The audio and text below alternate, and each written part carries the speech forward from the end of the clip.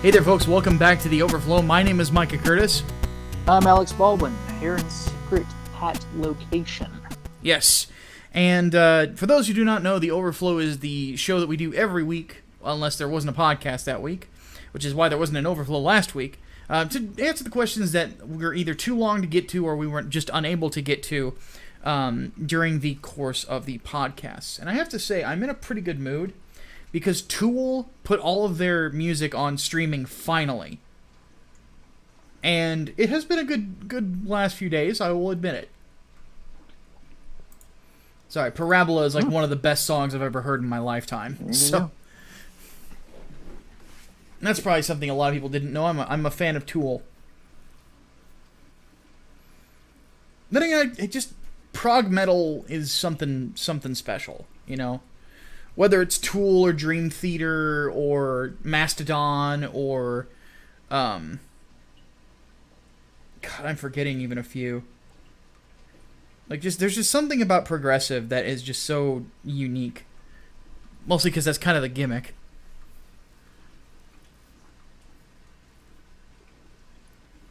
And Hatman is speechless already. This is Something like that, yeah.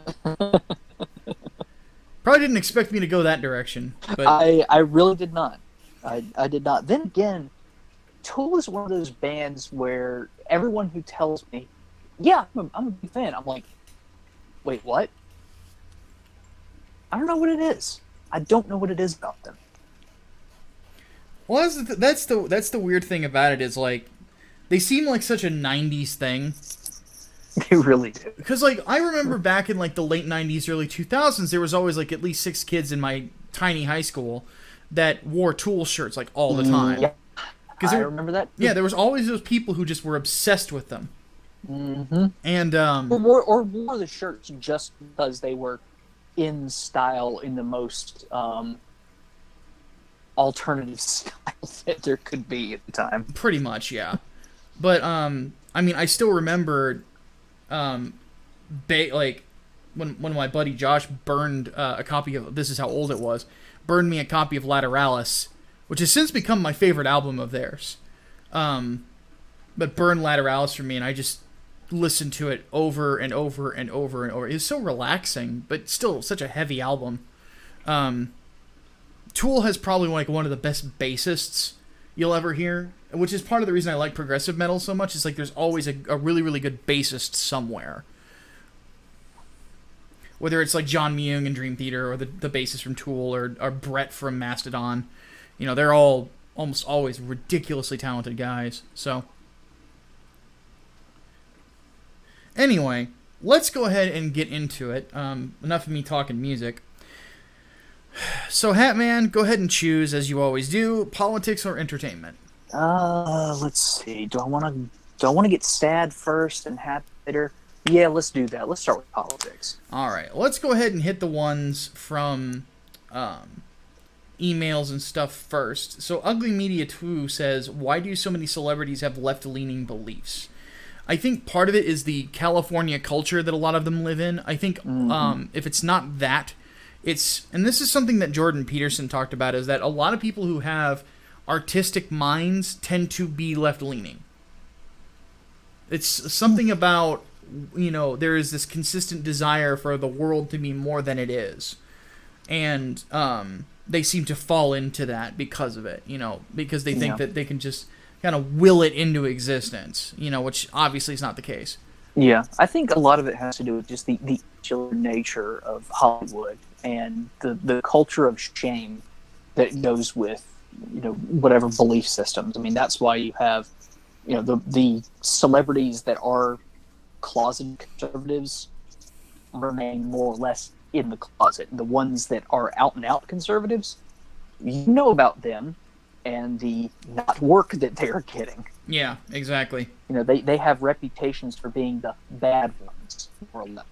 Pretty much, yeah. You can be a libertarian, though, and still get work, depending on your name.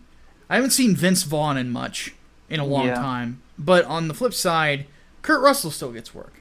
Yeah. And Kurt's an out-and-out libertarian. Yeah. Penn Jillette Pendulette's another good example. Yeah. He just does his own thing.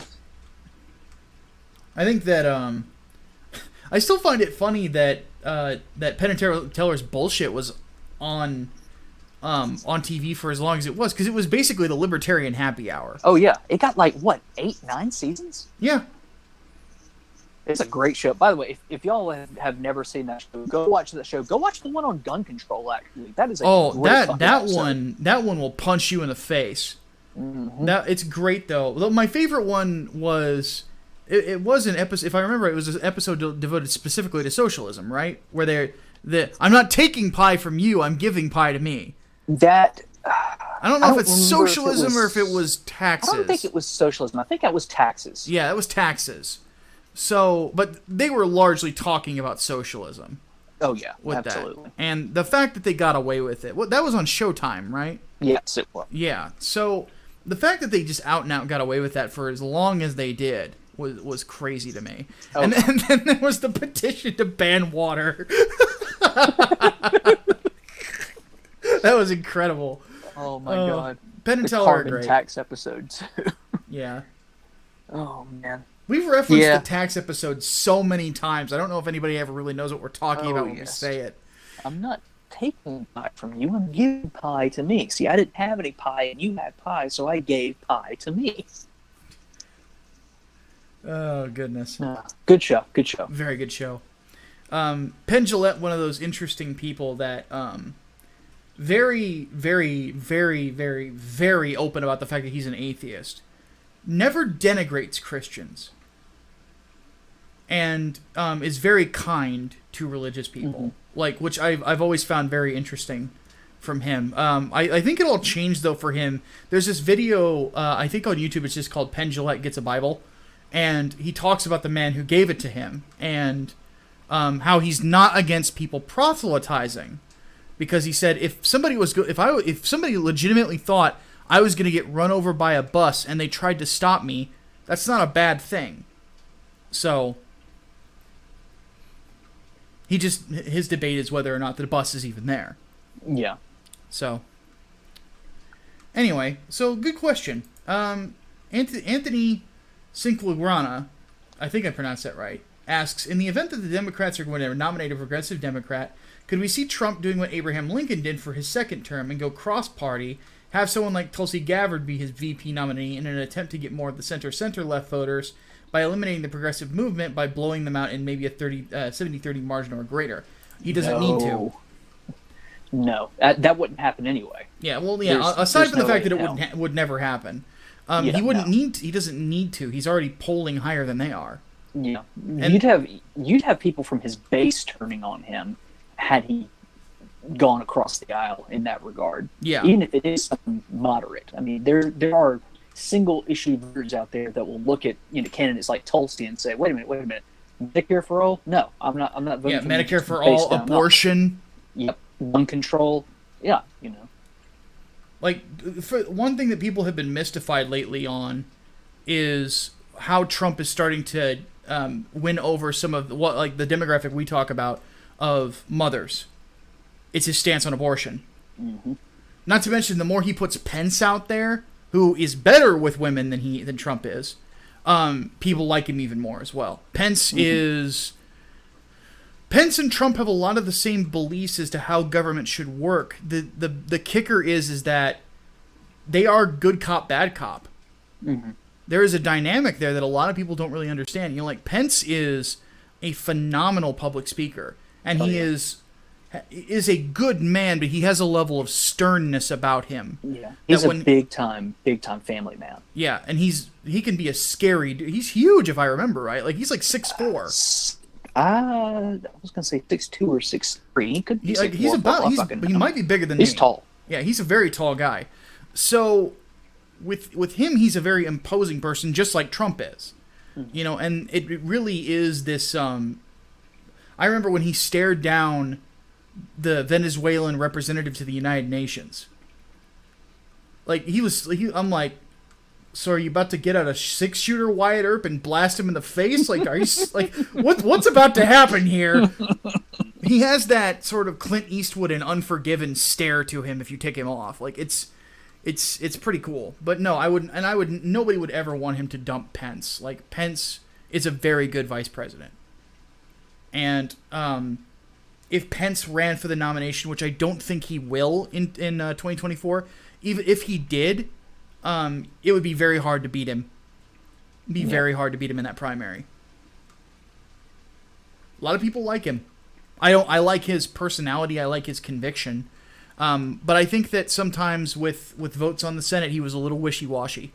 So I would rather much have a person who's not just got personal conviction, but governmental conviction, like a Ted Cruz or a Rand Paul or someone along those lines. Or Mike Lee is another good example. So, also prayers to Rand Paul and his family, because Rand Paul has to have a portion of his lung removed because of complications in the surgery he had last year. So after that guy who assaulted him. Yeah, hopefully he recovers quite well. Yes. Very yes. All right, let's see here. Okay, so that's for email. I know we had one from our Dank Horse friend. What do we got? While I lament the gray in my beard, it's getting worse. Don't get old. It's not fun. If I can type in the hashtag right, my God. My typing skills are awful. All right. This is more of an entertainment question. This is not politics. So, okay. We do have a politics question from Brimshay on Twitter. Okay. What do we got? Any thoughts or comments on California trying to keep Trump, a Republican, off the ballot, and how would you like to make any would you like to make any comments about how southern states kept Lincoln, also a Republican, off the ballot just before the Civil War? Well, to my recollection, you can't do that.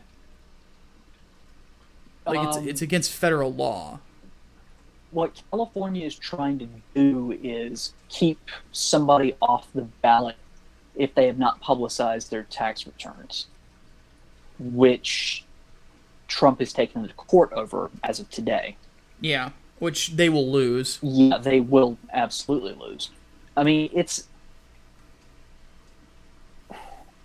one of those things where, honestly, I think if they could find a way to keep him off the ballot, they would, and other blue states would probably follow, just as a way to more or less force him out and keep him away from any sort of swing states. Though, I don't know how far that would get. You'd probably get like California and New York, and that'd be it. Maybe New Jersey. But no, it does kind of reek of that bitter, we absolutely do not want this person to be president, and we will not cast any votes in their favor. That happened with the South keeping Lincoln off of their ballots. And I believe that was every southern state actually kept him off. I know for a fact North Carolina did. But yeah, it reeks of that level of sectionalism. Like, regardless of this whole, well, we want Trump to publicize his tax returns. No, it's bitterness. Yeah, the fact that they're wanting tax returns from somebody who at the time was a private citizen is ridiculous. They're not the federal government, and he's not a denizen of California. Mm-hmm. All right. From the chat questions, Incel Mafioso wants to know, with the recent turmoil in Puerto Rico, is it time for them to go independent? I don't ever see that happening. No. Like, if they go independent, they would be so racked with debt that I don't know if there would be a way out for them. Yeah. There's already arguments being made about the United States bailing Puerto Rico out. Yeah. I mean, if they spun off and became their own independent nation, they'd be fucked from the get-go. Oh, absolutely. And then on the flip side, if we were to make them a state, then we would be saddled with all their debt. Mm-hmm. Which is... And the problem with Puerto Rico is that their government is notoriously corrupt. Yeah, we saw that with the hurricanes. Yeah, we saw that with the hurricanes. And recently it was even found that on a private a piece of property that oddly, which should come as no surprise, the owner of that property was linked to the government. There were hundreds of thousands of full water bottles that had never been given to the public. They were hoarded. Yep. Mayor of San Juan is corrupt as hell. Their governor just resigned because of massive protests. So you do the math. Yeah, it would be terrible either way. They have basically put themselves between a rock and a hard place. And it's nobody's fault but their own. Yep, you know, get your shit together first. Yeah, they've been voting in these scumbags for ages now, and they refuse to do anything else. So it is what it is. All right, Swordsman 100 asks a kind of a crossover question between politics and entertainment. What political parties would Eddie Brock and Flash Thompson belong to? I don't think that Eddie Brock ever thinks about politics, and then Flash Thompson would easily be a Republican. Yeah. Former war veteran. I mean, he fits the Republican prototype. Eddie Brock would be one of those guys who just prides himself on never voting. Yeah. That's the way I would put it. Let's see here. Altus Whisperer writes, thoughts on a recent CNN survey that claims your trust towards scientists may depend on your political party. I don't agree with that. I think CNN that survey? First off, it's a CNN survey. Yeah. Second, from what I have noticed, when it comes to Republicans and science, there is not a divorcing element aside from there's some creationists in the party. Yeah. On the flip side, with the Democrats, I don't really see that much of a divorce from science, except there's some climate alarmists in the party. And both sides have that same issue. I would actually argue that the left is veering away from science more than the right is, because the right isn't as adverse to psychology. Yeah. Whereas the left wants to change the DSM to remove transgenderism from it. Completely. Well, there are some elements on the left that want to pull a lot more than gender dysphoria. I mean, they want to pull autism, like outright, all of autism. Autism is the next step in human evolution. Oh my god, don't remind me. I told you not to watch the movie. But no. Not my fault I'm a masochist. Actually, yeah, it kind of is. Yes, it is. Oh, man. Oh my god. But there are some people that actually believe that.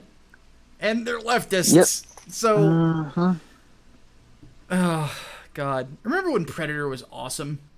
I remember. Yeah. So does Pepperidge Farm. Yeah. And the guy who stuck around. Remember when I said I was going to kill you last? You lied? I lied. Wrong movie. I don't give a shit.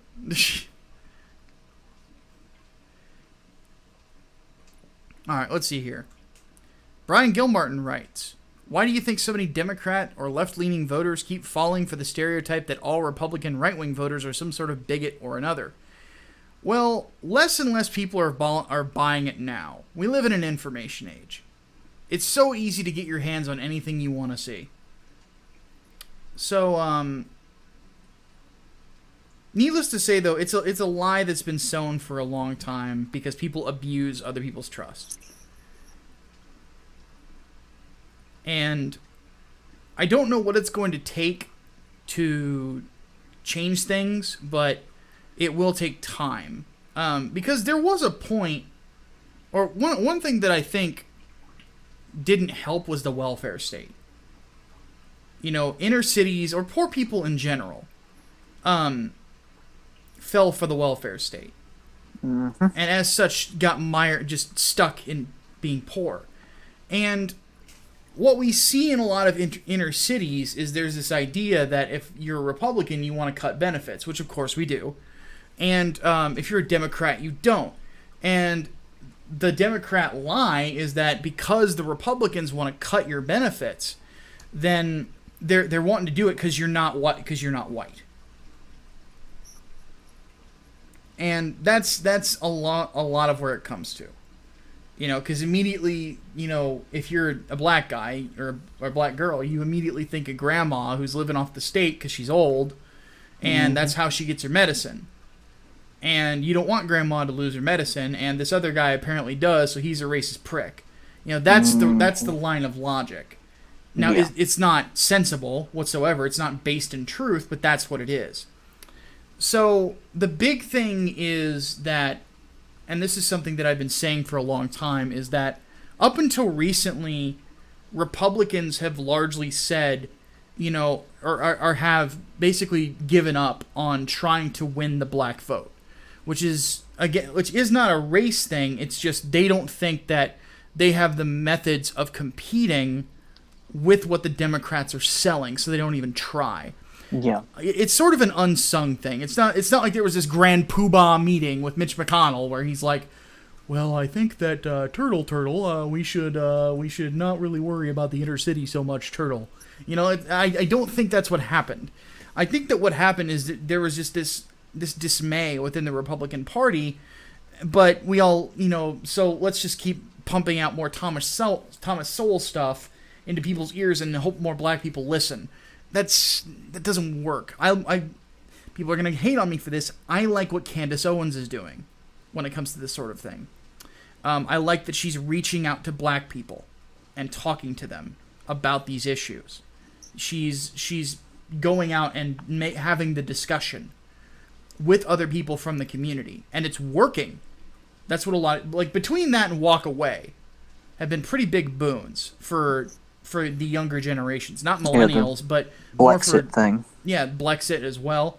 I had a chat with the amazing Lucas on Toy Bounty Hunters' channel not too long ago, and he was basically telling me about that sort of thing. That there are a lot of black folks are starting to look at it, and they're starting to see it's like we've kind of had our backs turned on by the Democrat Party, and the Republicans want us there, and before the welfare state, a lot of black folks voted Republican, But the big thing, in my opinion, is to reach out and to be honest about your beliefs, but try to make friends with people who don't look like you if you're a right winger. I have a lot of friends who are black. That sounded so stereotypical white guy, but I do, but I like making friends with anybody who will be my friend, and I like to talk about my values and things like that, and make good arguments and things like that, and there's a friend of mine. I'd worked with her at a different business before the one we work at together now, and she just said, I'm kind of conservative for a black lady. I said, nothing wrong with that. That's a good thing. And I'm like, you're a mom of two wonderful children, and you want a better future for them. The only way to really get a better future as a parent is to be a little bit more conservative, But little things like that, and we had discussions about things along those lines, and that is how you do it. There's also a group of Republicans a small Republican group that are going out to visit with people in Baltimore who are suffering and try to help them clean up their communities. That's the stuff we got to do. We got to be willing to do that. We got to be willing to do, like, this goes back to, like, and Hatman said it in a past Overflow. It's like, it sounds like I'm basically preaching Englewood. I didn't even realize I was doing it. That's we have to get involved with reaching out to these communities and helping them be communities again.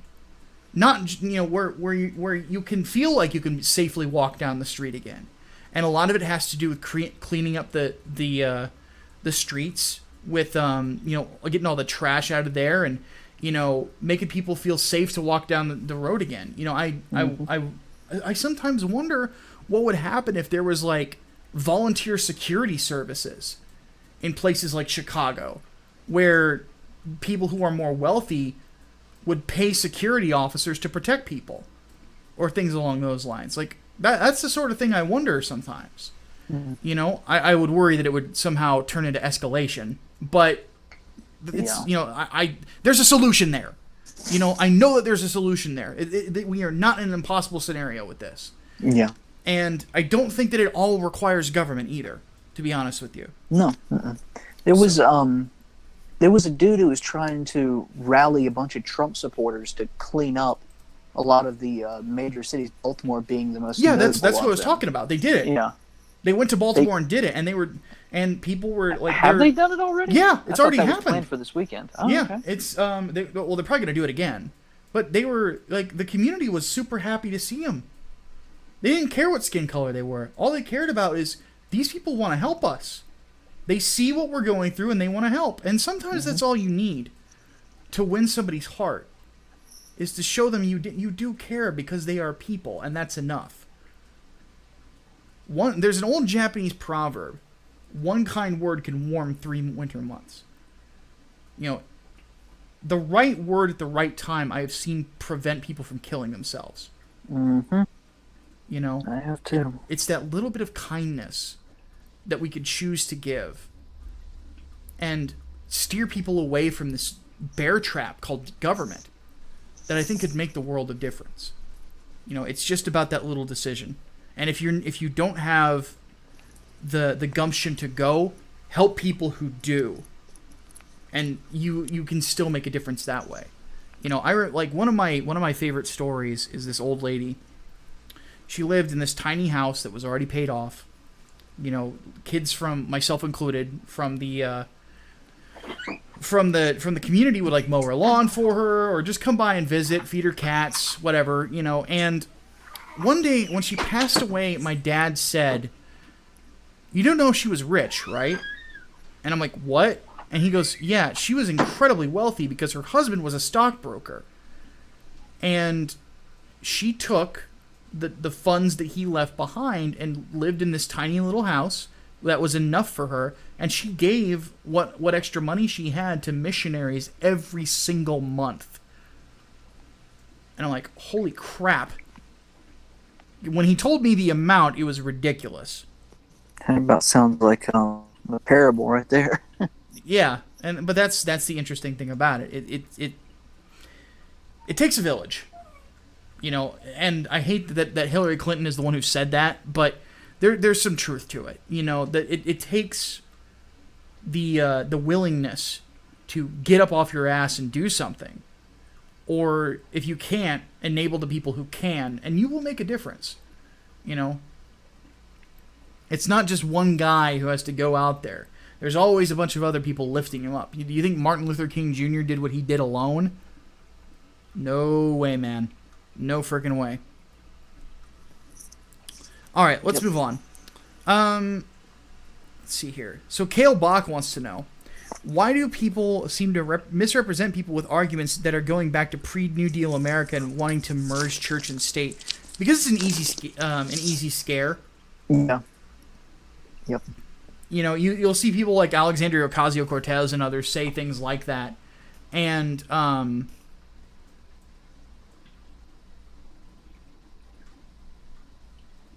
yeah, it's basically fear mongering. Yeah, because nobody liked the religious right. Nobody wants the return of the religious right at all. I'm surprised that William Jennings Bryan's name doesn't get thrown around as much as it probably should among people trying to make those arguments. Yeah.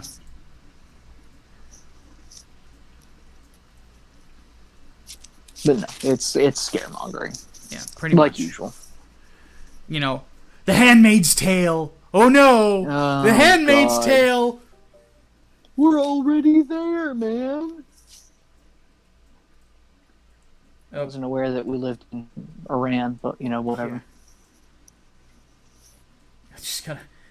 Every single video I've done, like at least one over the last week, I get texted or buzzed by somebody in DMs, like, while I'm recording. The most recent one was my buddy Josh telling me the new Slipknot album's incredible, apparently, so I'll have to listen to that over the week. All right, let's continue, though, because I want to get through these and then get to the entertainment. So Gajira asks, in what ways does the sovereignty principles of the Second Amendment apply to superhumans if they existed and vice versa? So this is another crossover question. This is something I've toyed around with in my ideas of superhero fiction. If the Second Amendment exists, then technically would a registration act be similarly unconstitutional as Second Amendment restrictions? That is something I actually agree with, because if you here's the principle. Superman has no rights that are outside of a normal citizen's. Neither does Iron Man or any other United States citizen that is a superhero. Mm-hmm. If they do not kill someone, they are not acting outside of their rights. Which is why I often say it's not a good idea for superheroes to kill.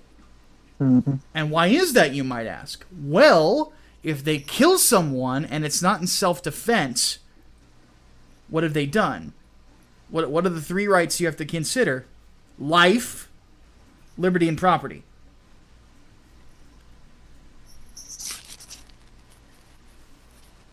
So that's why I focused on that when I did my videos on like Superior Spider-Man, the Punisher, Venom, and stuff like that. It's that principle that is a core part of American life. And the reason how I came to this realization, oddly enough, was when I was working in security. Because in security, what they do is they tell you that if you're performing a citizen's arrest... Hey, man, are you eating something? No, why? There's a lot of crackling in front of your microphone. Oh. I'll probably have to mute it then. I don't know any crackling going on, but it's probably just the crappy mic. But anyway, the point being that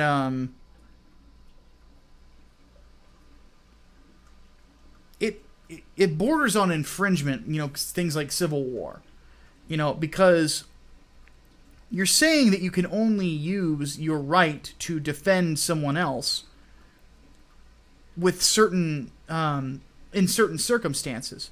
Why? Why is that?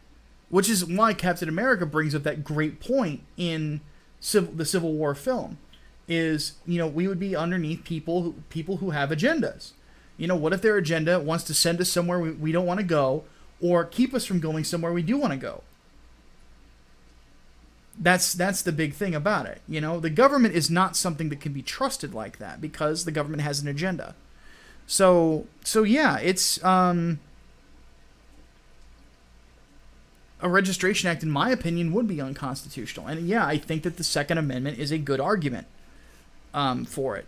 Because the Second Amendment, in its principle, is centered on the idea that you are able to defend life, not just your own, but the lives of others, through force, if necessary.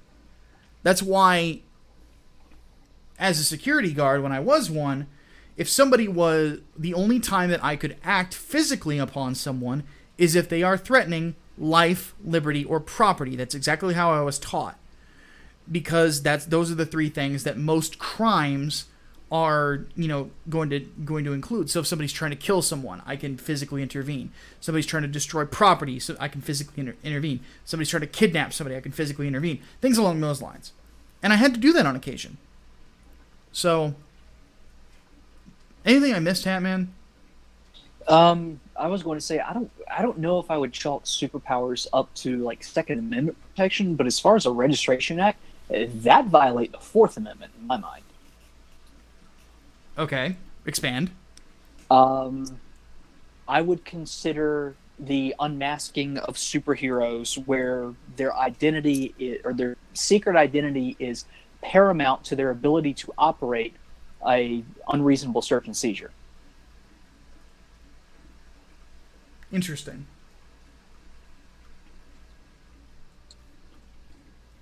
I don't know. You folks are going to have to tell us who has the stronger argument. Which amendment do you think fits better, second or fourth? Yeah. Either way, it's unconstitutional. Yeah, absolutely. People like there are people who genuinely wonder why people sided with Captain America. And I'm like, are you fucking kidding me? He was right. Mm-hmm. Because he's Captain America. We call those America. people gun grabbers. Yes. That's why I found the Bruce Wayne Tony Stark debate so interesting. When people ask that question, I would love to see that acted out by Robert Downey Jr. and Christian Bale. Not Ben Affleck, because Ben Affleck sucks, but definitely Robert Downey Jr. and Christian Bale. I'd pay to see that. Oh, I would pay for front row seats with popcorn. Because those two are, aside from just, I love their portrayals of those characters, they're both terrific actors. Bale, absolutely. one of my favorites of all time. You know, I watched back through American Psycho a few weekends ago, and I'm like, he was still in his 20s when he did that. Mm-hmm. And it's an incredible performance. Was he 27 when he did that, like Bateman was? I think so. Has the best twist ending, I think, of any movie ever. Oh, yeah. Well, I don't know if I'd say the best twist of any movie, but still, yeah, that's up there. I can't think of one better than that, honestly, than American Psycho. Planet of the Apes. Actually, I was thinking maybe Soylent Green. That's another really good one. Or, Invasion of the Body Snatchers. It's not a bad one either.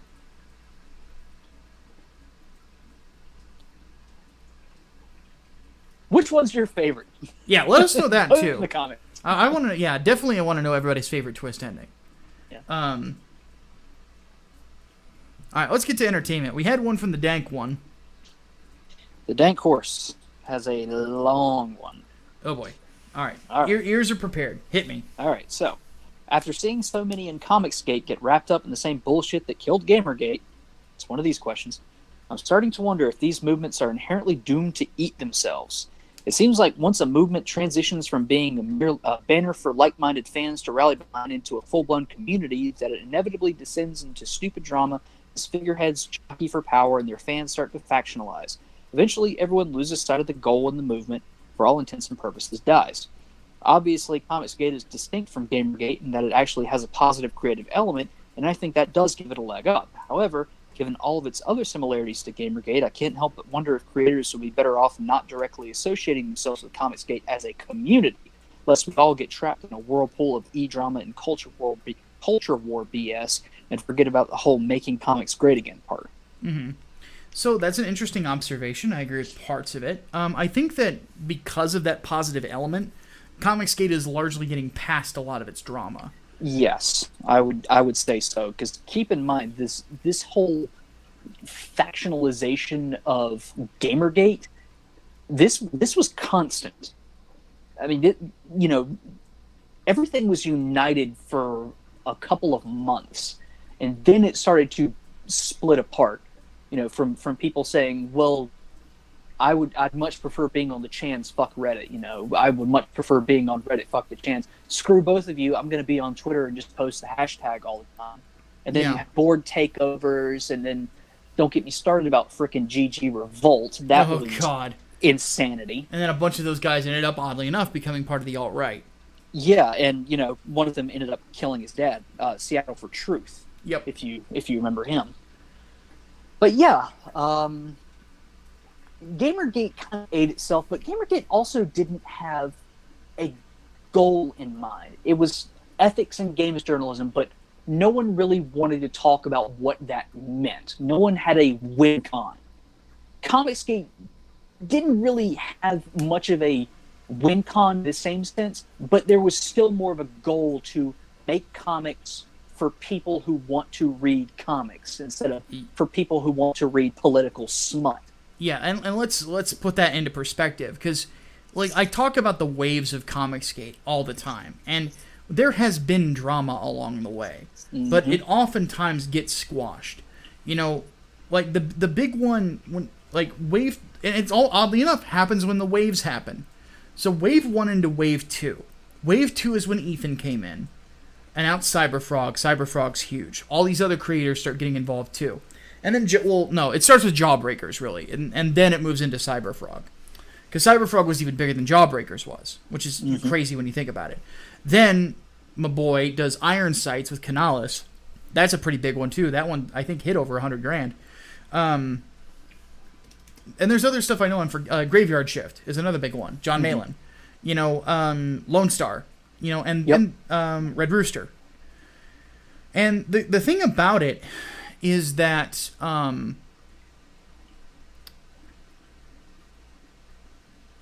phase 1 into phase 2, we had some people, in my opinion, were losing relevance. because they were not interested in making comic books. They were interested in basically yammering on about bad comics, and that's all they wanted to do. Getting into Twitter slap fights. Yeah, and stuff like that. And now that he's, or now that I've been out with it already, I will just say it right out of the gate. You saw guys like me who supported this next wave and wanted it to thrive and were very vocal about wanting it to thrive. And then you had other people who really came across like they were afraid of losing their influence on things and losing their audience because they were becoming irrelevant. Captain Cummings is the prime example. Because when you look at a lot of the other people who were making videos after he was not the smartest person, he was not the most charismatic person, he didn't have a technological edge, he wasn't very good at editing video, things along those lines. All he could really do is just get on a camera and yell. And people enjoyed his passion, but the problem is that whenever people came along that seemed to wound his ego in one way or another, even if they just disagreed on something, he would always lash out at them and then try apologizing later. And it finally came to a head where he stabbed me in the back. And Hatman even remembers this, because I'm pretty sure it was you who gave me the advice of just block him on everything. Don't get involved. And that's what I did. I'm like, you know what, fuck this. If you want to be a man and talk about this sometime, we can have a sit-down conversation, but I'm not giving into your fucking drama. And he never approached me like a man to discuss what the issue was. And after that, he turned his back on Ethan. And he lost a ton of subscribers because of it. And then he whined about it. Because he went from 1 minute, sucking off Cyberfrog, and then the next minute when he says something or Ethan says something he disagrees with, he makes this long, whining, pussy-ass video about it, and then, and then wonders why he loses, 20, 30,000 subscribers right out of the gate. It's like, because you stabbed somebody in the back for clicks, and it was so cynical. It was like, you're doing this because you thought that the drama would make your channel bigger, and it backfired. It's the cynical YouTube game, and he wanted to play it that way, and he paid for it, and I have no sympathy for him. I know that there are people out there that like him. You're more than welcome to. To me, he's a backstabbing little cunt. So, the worst e-celebs are the people who want to be e-celebs. Exactly. And he wanted to be an e-celeb.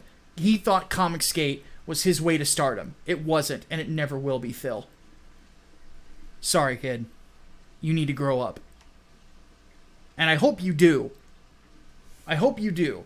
I hear that he's focusing on college now and taking care of his wife and kids. That's what you should have been doing from the start, dude. Yep.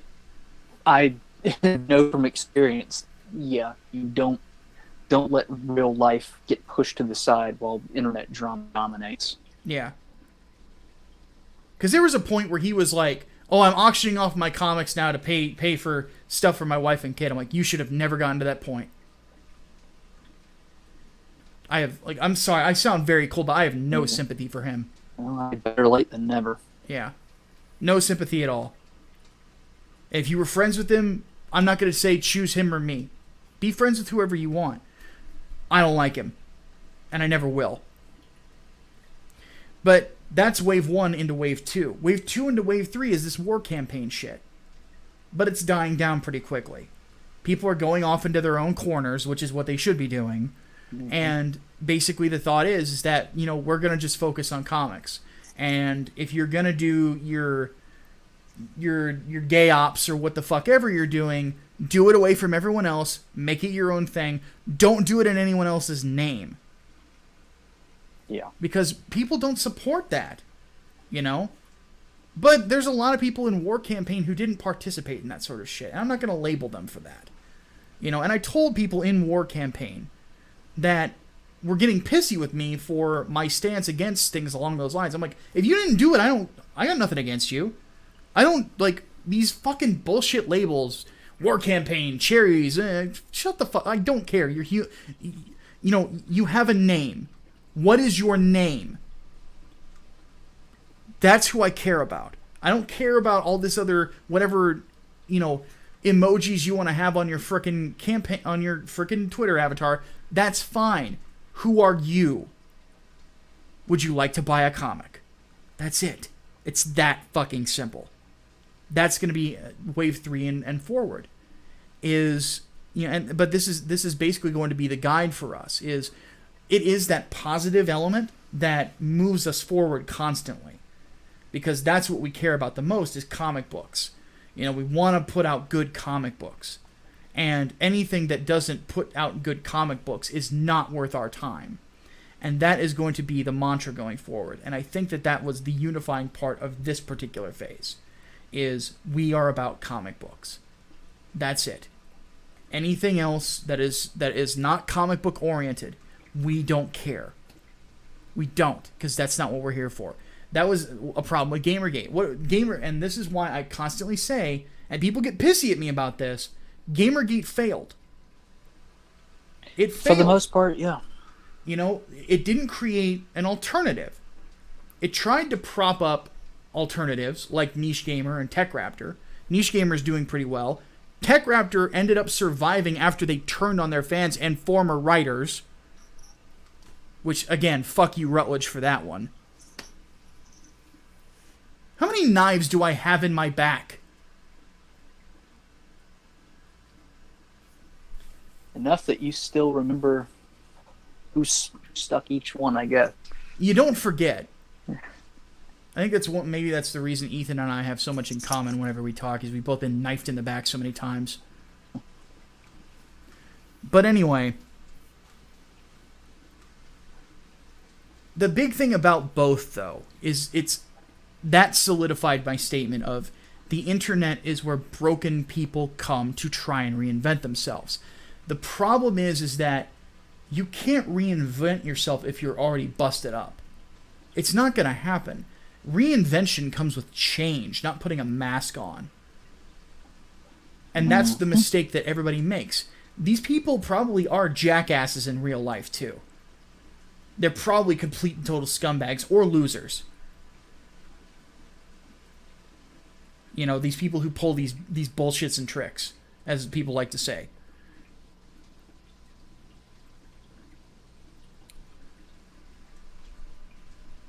You're not going to become a new person because you think of a screen name. We'll just put it that way. But anyway, the good thing that the thing for me going forward is I know that Comicsgate has a future, and that's what matters. And Englewood is going to make it. And then I have no doubt that 3 Nights, 4 Days is going to be a success. All right, what do we got next? We have another. If Twitter is going to load on me, my God, everything resetting. We had another question and entertainment from Ryan Potter. And? I have to retype in everything because Twitter is a fuck. Thanks a lot, Twitter. You suck. Who would win in a fight? President George Sears, a.k.a. Solidus Snake from Metal Gear Solid 2, or President Funny Valentine and his stand D for C from JoJo's Bizarre Adventure Part 7? I don't know anything about Part 7. Well, I'm saying Solidus wins by default then. Yeah, because damn the Patriots. Rest in peace, John Saigon. Phenomenal voice actor. Solidus did nothing wrong. Well, except for, training child soldiers and making them murderers. Solidus did nothing wrong. Fuck that, Solid Snake's better. I'm not going to argue with you on that one. All right. What else we got? Or are we on to the chat now? We're on to the chat. Okay. Autist Whisperer writes, thoughts on game journalists calling the new modern warfare offensive, unethical, and encourages war crimes. Looks like they've become the evangelical Christians. So I did a video on this where I pretty much called out Dean Takahashi from GamesBeat, I think is where he's at. No, VentureBeat. And talked about this. In short, that's nonsense. The idea that it encourages war crimes, fuck off. Video games do not cause violence. I don't care if you're Donald Trump or Dean Takahashi, you're wrong.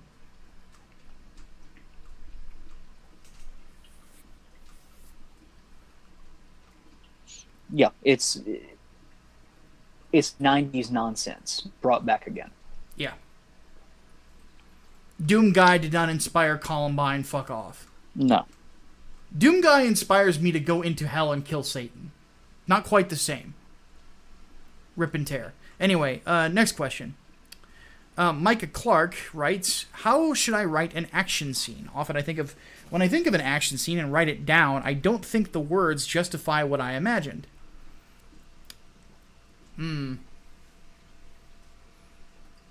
So this is a tough one.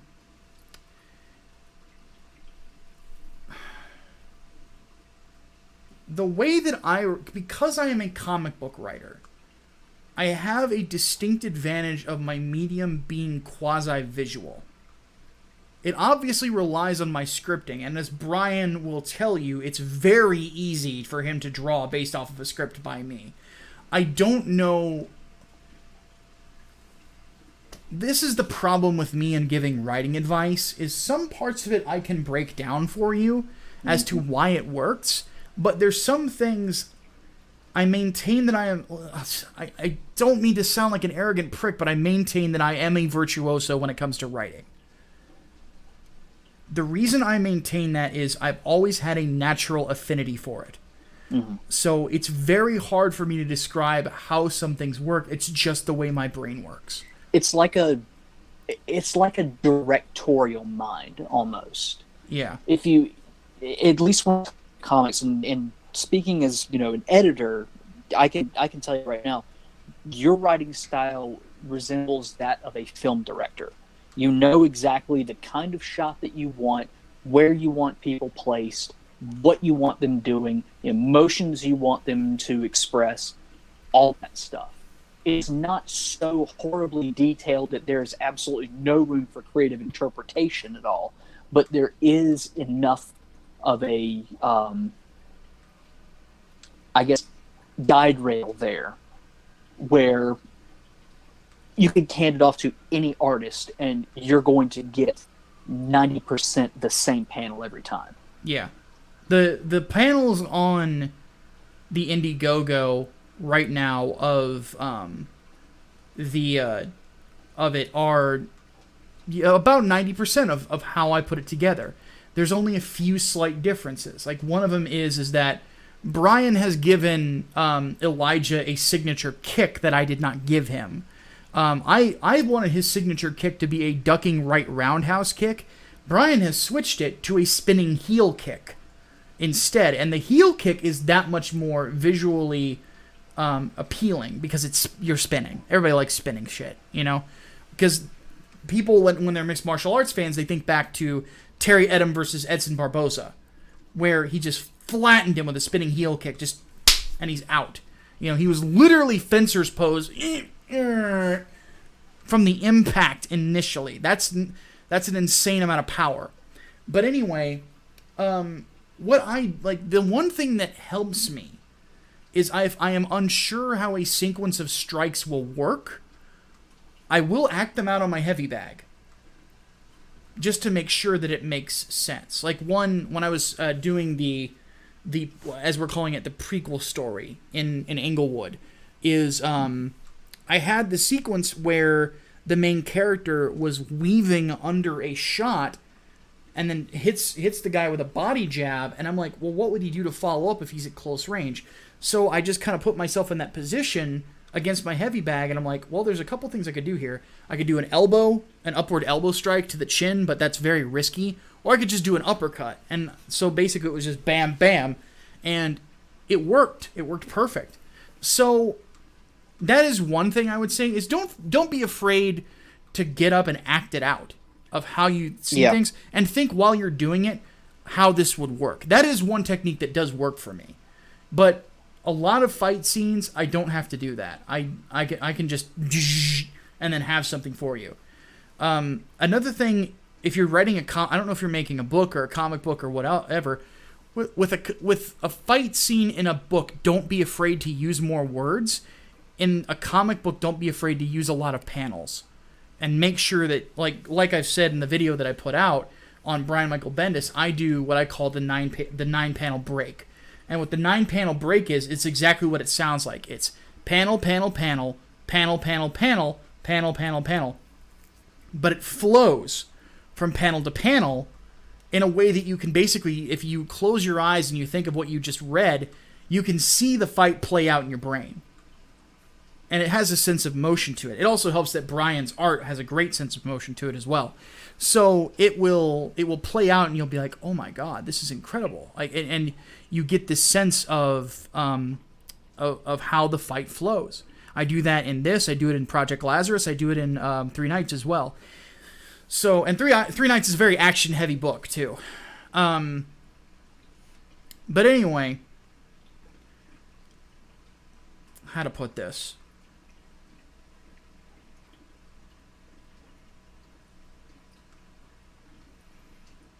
I feel like I'm forgetting something. But the big thing is I guess my big encouragement would be don't be afraid to be descriptive with it. You want people to be able to close their eyes and see it for themselves. Yeah. Yeah. If you're not being descriptive enough, your artist is going to, they'll let you know. Yeah. If they need that kind of direction. Or, if they give you something that is not exactly up to, what you envisioned, then you can say, hey, this is actually what I wanted to do. Don't be afraid of offending them either. I mean,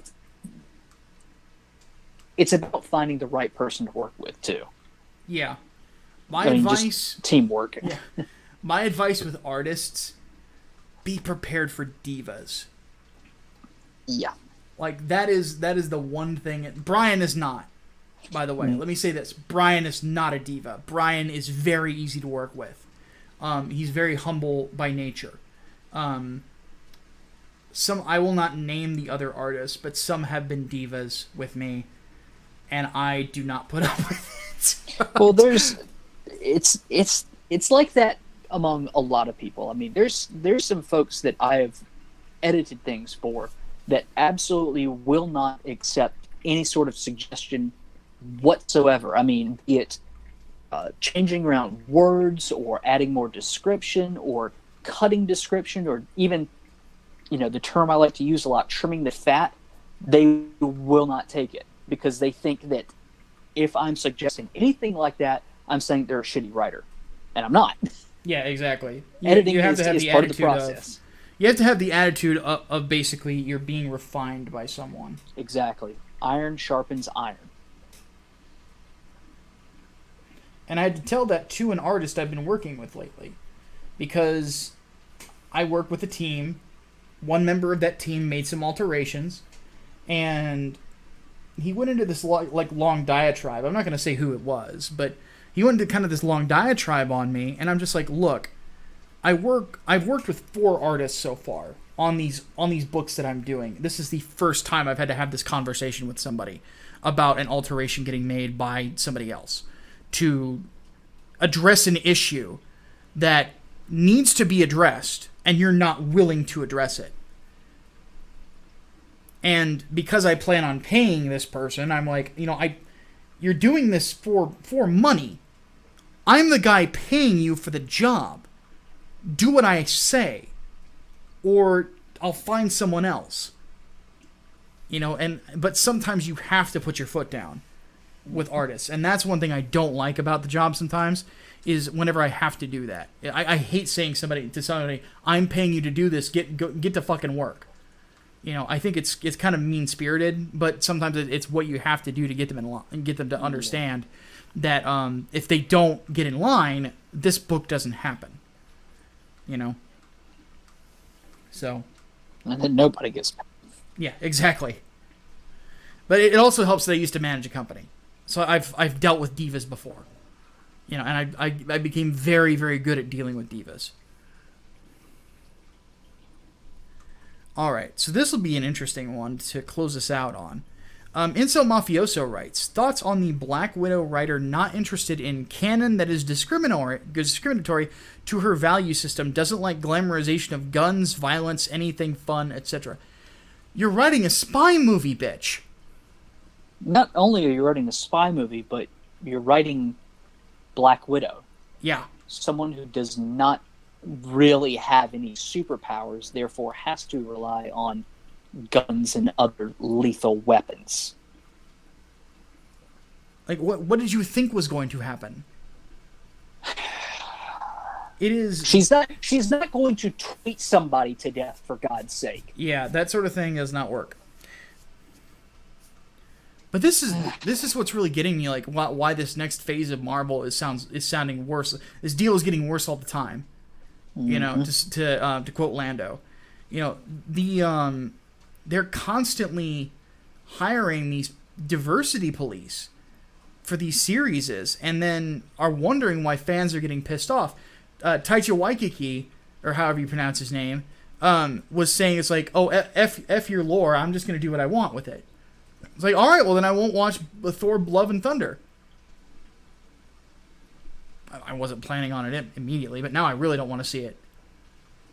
It's like with the whole Into the Spider-Verse thing. Why I still haven't watched it. It's like I don't want conservatives to watch my movie. Okay. Fuck you then. Mm-hmm. You and your dumb fucking looking Kingpin. I'm sorry, I've seen pictures, it's fucking stupid looking. He's a wall. That's dumb. You made Wilson Fisk into a giant brick, you're an asshole. But anyway. It looks like old school Kingpin. Old school Kingpin does not look like a wall. He doesn't look like that broad of a wall, but he's not even close! He's still built like a brick shithouse. No, there's a difference between brick shithouse and literal brick.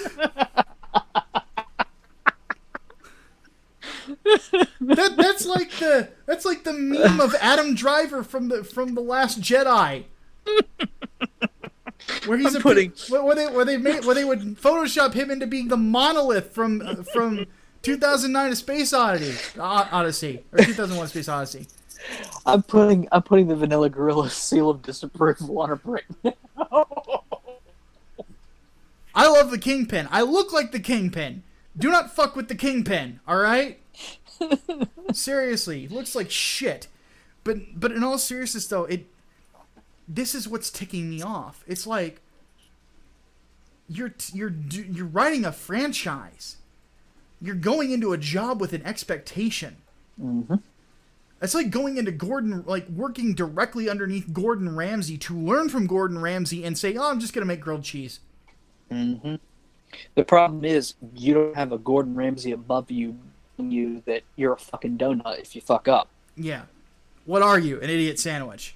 Like you will not be made an idiot sandwich, it seems. Mm-hmm. These sorts of statements make people lose favor. And this is what really gets me. It's like they're constantly trying to appeal to the goofballs who go to cons. Present company notwithstanding. But the con crowd, you know, who cheer at anything. And it's like, yay, diversity, yay, gay people, whatever. Like anybody actually cares. You know, it's like John or Gene Q moviegoer doesn't give a shit. And if you're going to give me a Black Widow that isn't Black Widow, I'm not interested. Mm-hmm. If you are going to give me a Black Widow movie with Scarlett Johansson in sexy skin-tight leather killing people, you got me. That's not a hard sell.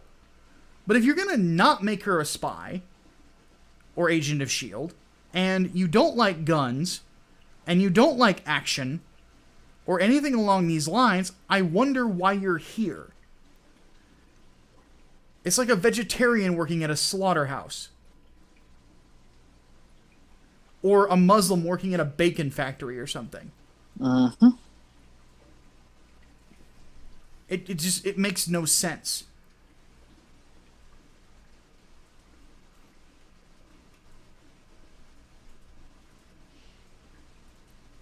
I mean, you don't get to throw out everything that's been beforehand just because it offends your sensibilities. Fuck your sensibilities. Yeah, no, fuck that. Fuck them. Fuck them. Fuck them.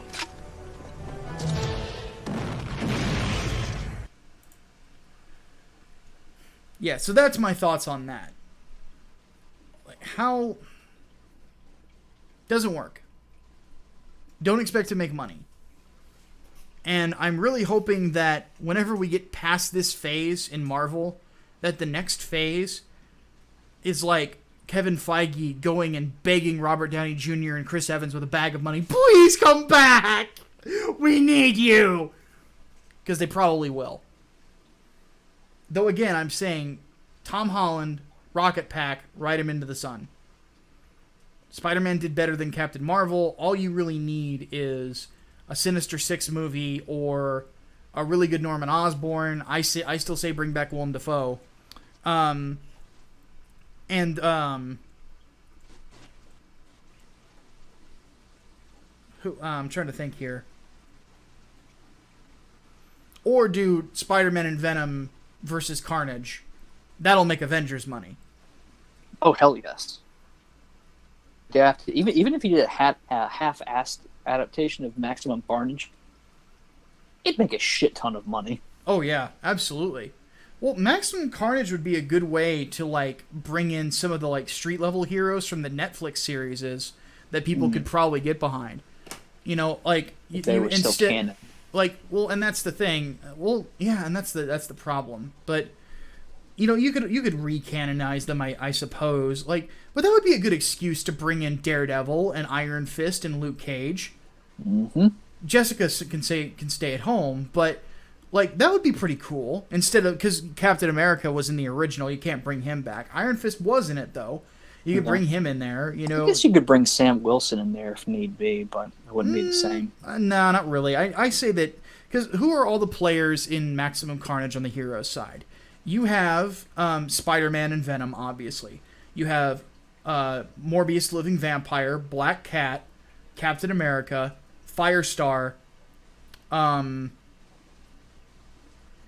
forgetting a couple of people. No, I already said Cap. Iron Fist.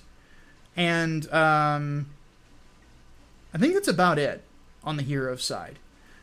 So what you do is instead you switch it out to where you have obviously Spider-Man and Venom played by Tom Holland and Tom Hardy, like that there you go. And then you bring in, instead of Captain America, you have Daredevil. You keep Iron Fist, but you update that fucking costume and you put him in something closer to the comics. But you have Daredevil and Iron Fist and Luke Cage, and then I don't know who else you could throw in there, but I think that would be a pretty good lineup, you know. I mean, you put that on a poster. You know, you have the like Spider-Man and Venom with their backs to the camera, and you have like Luke flanking Venom, and then you have Danny and Matt flanking Spider-Man, and it's just like you have at the bottom of it, it's like all of their names on there. Like that's a blockbuster film right there. That's like I said, that's Avengers money. Mm-hmm. Well, no, you do need a female character in there, I guess, to kind of even it out. So I don't know. Don't put Jessica Jones. I wouldn't put Jessica Jones in it though. I would put I'd put Misty Knight and Colleen Wing instead. Daughters of the Dragon. So, but like you do that instead, and you can kind of fill in the blanks there. You know, it's just like. And all you'll have to do at that point is cast Shriek, and then maybe think of a good substitution for Doppelganger. Because like, how do you explain Doppelganger without the Infinity War? Not the movie, but the comic. But you could do it. But I would much rather have an adaptation of Amazing Spider-Man 361 to 363, which in my opinion is one of the best comic book arcs of the 90s. Like I was listening to a Comics Explained talk about it, and he just says, he's like, I cannot understate to you how popular that arc was. Which, you think about it, it's probably one of the most intriguing Spider-Man arcs ever, and it's in 3 issues. I mean, you see Venom save a baby. Like, what's not to love? God, that'd be such a good movie. Did you hear the news about Venom 2? Oh, yeah. Andy Serkis is going to be directing. Yeah, that's pretty cool. I'm on board. I am very on board. I don't know about Woody Harrelson playing Cletus. I feel like he's too old. Yeah. The problem is like the guy I would cast as Cletus is going to be playing the Scorpion in the MCU. What is his name? Plays Vas Montenegro in Far Cry 3. Oh God, you say his name all the time and I always forget. Michael something or other.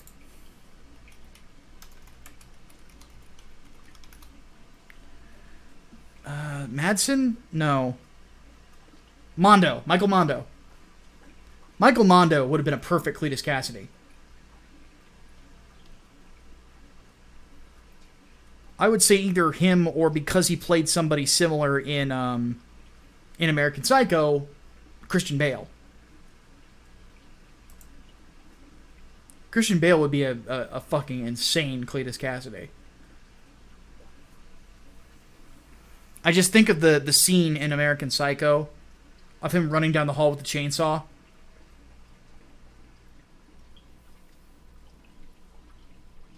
But that's just me.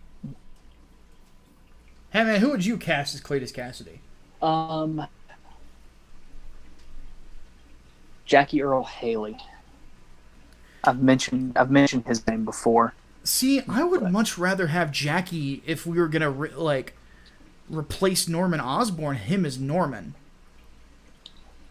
That'd be really interesting. Norman, I don't know. I almost think you need someone a little more suave to be Norman Osborn. Someone who can deceive the public at large. Well, then you kind of have to bring back Willem Dafoe at that point. Almost, yeah. Willem Dafoe, or you'd have to bring in probably like an A-lister, a big-time A-lister. Wait, deceive the public at large? So Jussie Smollett? But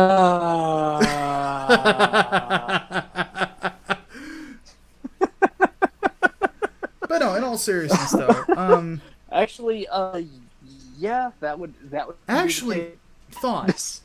Two thoughts. Two people that would be interesting if you could get them. First, Russell Crowe as Norman. Ooh, that'd be interesting. Russell would be interesting. Or, if nobody would get pissed at me for race swapping, Denzel Washington as Norman Osborn.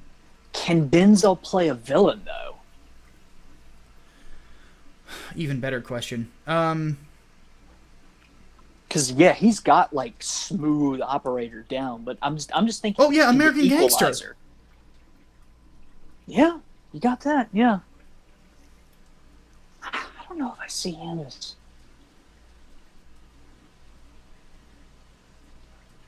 I just had a terrible idea. Idris Elba. He was already in the MCU, though. Who is he in the MCU? God, what? Heimdall. He was Heimdall in Thor. Yeah, that's right. He was. God bless. Forgetting Heimdall already.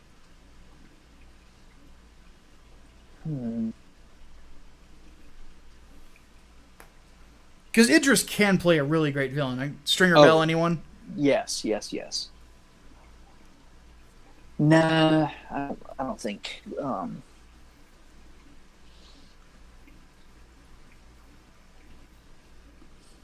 Oddly enough, going back to Carnage, Andy Serkis would be a great Carnage. I really feel like killing off Claw. I think that's why he's directing. Yeah, I think so too. Like just backup casting. Because I don't really know if they signed Woody to the second movie. But no, Andy as Carnage would be incredible. I still feel like they should have never killed off his claw, his Ulysses Claw. Yeah. He kind of stole the show for his scene in Age of Ultron. But trying to think who would be a really good Carnage, a really good Norman, aside from like Russell Crowe would be my first pick.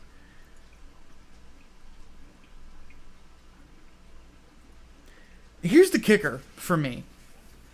I never want to lose Michael Fassbender as Magneto. So, but he would be a really good Norman.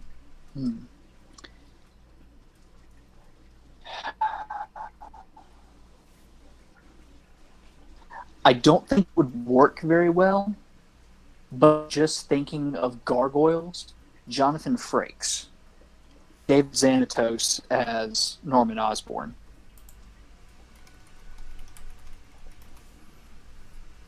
It'd be a very, very different take. That's the only issue. Yeah, and that'd be nothing against Jonathan Frakes. That might be a step out of his league. He's not a bad actor by any stretch of the imagination, but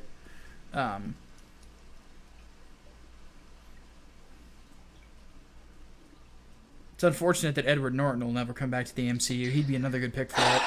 Yeah. He'd also be a really good Carnage.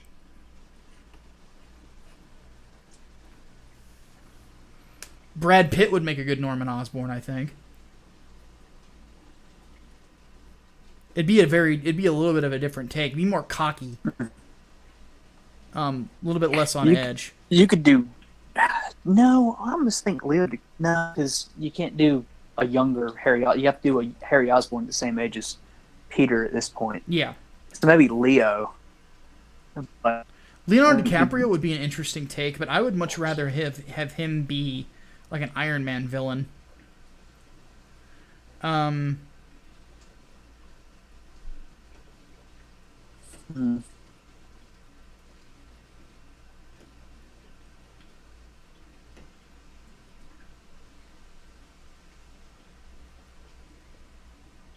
can't really think of anybody else. I think like Russell Crowe would still be my top pick. I'd be interested to see the interplay between him and Peter. Because, Peter's going to be looking for father figures.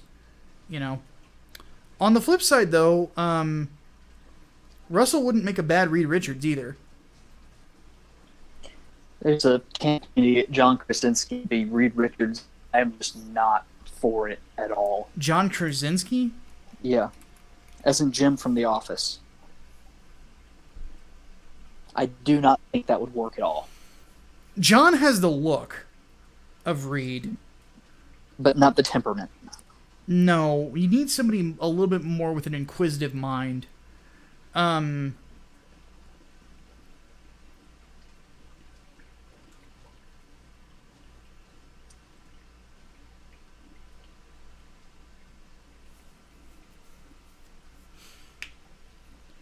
The guy who just played Alec Holland in Swamp Thing wouldn't be a bad pick, but he just played Alec Holland in Swamp Thing, so I don't think that would be necessarily a good choice.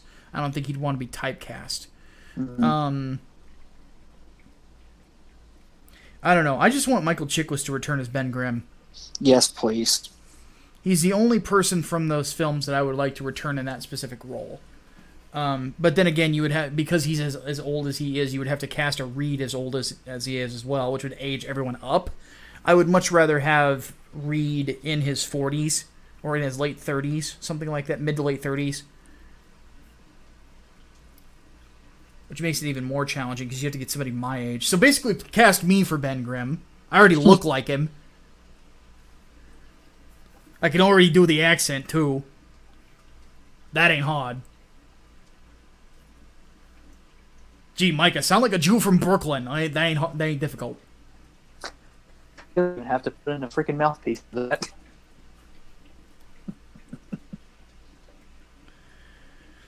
Trying to think.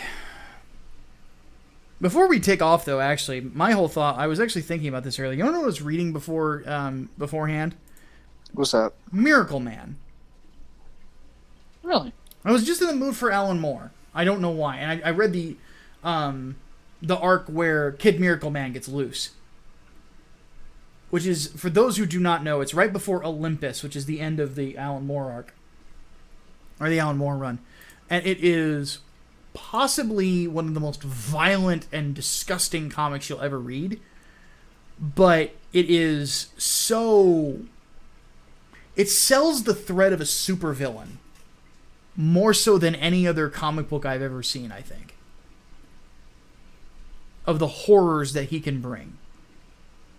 Because, like, the first thing that you're greeted with is a clothesline with normal clothing on it, and then next to it are 2 human skins just hung there to dry.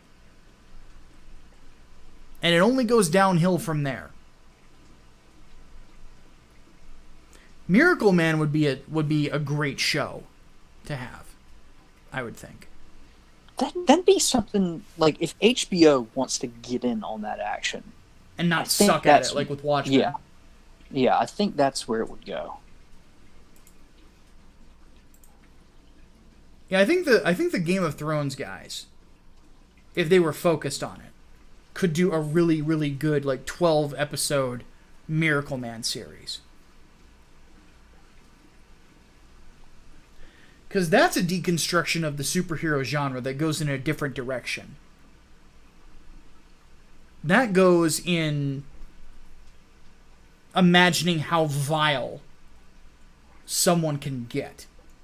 And how somebody with that kind of power, Moore always thinks, would try to create heaven on earth. Yeah. That, I think, would be a very interesting take on it. Actually, oddly enough, for those who don't know, Miracle Man had a 24-issue run way back in the 80s. Alan Moore wrote the first 12 issues, and then Neil Gaiman wrote the last 12. And the interesting thing about it is that Moore's right. A lot of people seem to think that Neil is the stronger writer. I don't agree with that. I think that Moore actually is. Because Gaiman goes in more of a fantastical direction with his run. Moore was... I liked Moore's cynicism a lot more than I liked Gaiman's style. Yeah, he's always been really grounded in reality. Whereas Neil Gaiman has that supernatural element to just about everything Yeah. that he writes. Which is why his Sandman is so good. Oh, yeah, absolutely.